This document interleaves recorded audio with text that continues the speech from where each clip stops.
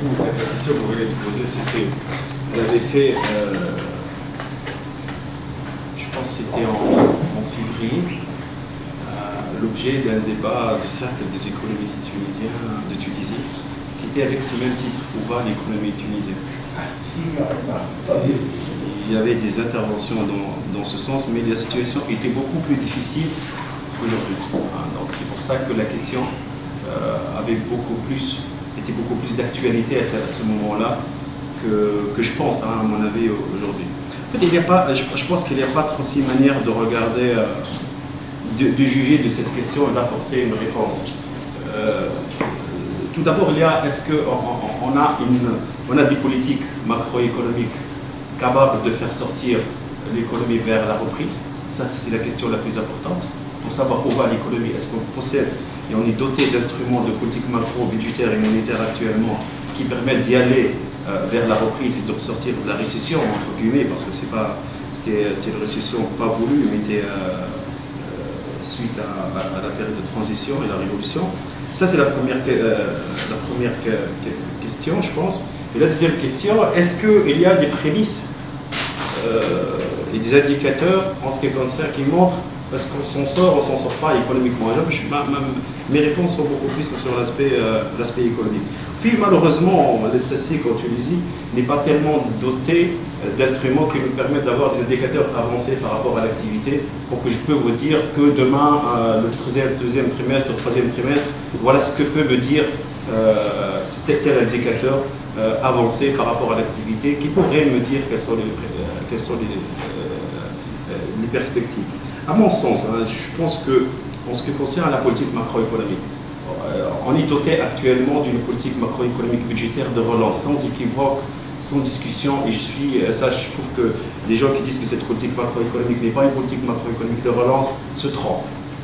La Tunisie ne peut pas aller plus loin en termes de relance budgétaire sans mettre en péril certains équilibres macroéconomiques et surtout à moyen terme.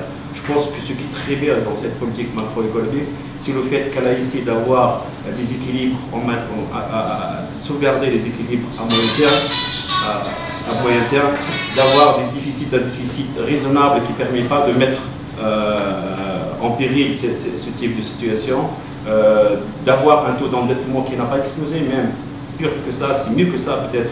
On a réduit l'endettement de 1000 millions de dinars, ce qui est très important, je pense, par rapport au budget initial et par rapport à ce qui était prévu au début. Ce qui est très important, je pense, et ça c'est le plus important, c'est que le fait que cette politique macroéconomique met l'accent sur le budget d'investissement. C'est-à-dire que l'accroissement par rapport à 2011 de 21% du budget d'investissement, c'est ce que souhaite tout macroéconomiste en matière de politique macroéconomique. C'est-à-dire ne pas mettre le poids de la relance sur ce qu'on appelle le budget de fonctionnement, sur les salaires, sur des dépenses qui sont récurrentes et qu'on ne peut pas les changer. Donc je pense que c'est très important de noter ces éléments-là qui permettent de dire qu'en ce qui concerne la politique macroéconomique, la politique budgétaire, il y a un choix délibéré d'avoir une politique budgétaire de relance. Alors maintenant, vous me dites, est-ce qu'il y a des limites, est-ce qu'il y a des risques? Bien sûr qu'il y a des limites, bien sûr qu'il y a des risques, et je pense qu'à mon sens, le plus important risque, c'est le taux d'exécution. C'est que si on n'exécute pas ce budget, c'est contrairement à ce que pensent les gens, c'est vraiment quand on ne dépense pas cet argent qu'on aura un problème de reprise et de risque. Pour moi, c'est le plus important. Je préfère utiliser tout le budget, avoir un déficit budgétaire de 6,6% plutôt qu'à la fin de l'année, avec le taux d'exécution très faible de l'administration tunisienne, qu'on nous dise voilà, on a fait 3,3% de déficit budgétaire. Je pense que la relance, c'est très important, et surtout pour le multiplicateur keynésien, ce qui est très important pour qu'il soit efficace et soit élevé, ce sont les délais d'exécution du budget. Ça, c'est très important. Je n'ai pas rentré dans le débat sur la politique monétaire et les coordinations de la politique monétaire avec la politique budgétaire, mais je pense qu'en ce qui concerne la politique budgétaire, il y a eu un instrument très important. Maintenant, le problème qui se pose, c'est que est-ce qu'on a des prémices de reprise? Je ne sais pas, je pense que ce n'est pas à moi de le dire, mais je pense que le FMI il est clair. Dans son dernier rapport, et j'ai eu l'occasion de le voir, c'est qu'il y a des prémices de reprise en Tunisie. Ils revoient leur croissance entre 2 et 3%, ce qui n'est pas faible pour le FMI. Parce que le FMI, pour qu'ils disent que la reprise en Tunisie pourrait conduire à une croissance de 2 à 3%, c'est vraiment très élevé. Sur l'année. Sur l'année, bien sûr. Les chiffres que donne l'INS cette année, pas en glissement, c'est pas peut-être le glissement qui m'intéresse. Si on premier trimestre, c'est 1,2. Vous voyez, si on prend une moyenne géométrique de 1,2 chaque année, on va faire plus que 4,5. C'est mathématique, c'est quelque chose de mathématique. Si ces conditions restent telles qu'elles sont et qu'on fasse 1,2 chaque trimestre, la moyenne géométrique nous donnera, je pense que 4,8, un truc comme ça. Donc on aura un taux de croissance très important, je pense, durant 2012. C'est pour ça que je dis que le risque, le grand risque pour où va l'économie tunisienne, c'est deux choses, à mon avis. C'est la récession en Europe. C'est très important parce qu'on sait très bien que lorsque la récession en Europe, on est affecté par la récession en Europe. Et ça, c'est très important, je pense. C'est-à-dire qu'il faut qu'on soit retourné vers l'Europe pour savoir où va l'Europe, surtout avec cette crise de la dette, les crises de l'euro et ainsi de suite.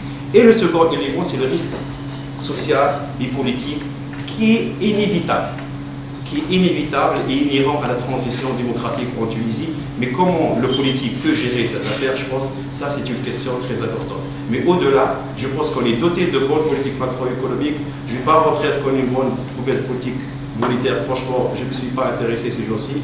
Mais je pense qu'on est doté en termes d'instruments. Reste maintenant à savoir quels sont les risques. Et les risques, ce sont la récession et les problèmes, le climat social et politique en Tunisie. C'est précisément ce climat social et politique qui vous fait craindre que peut ne pas exécuter totalement le budget.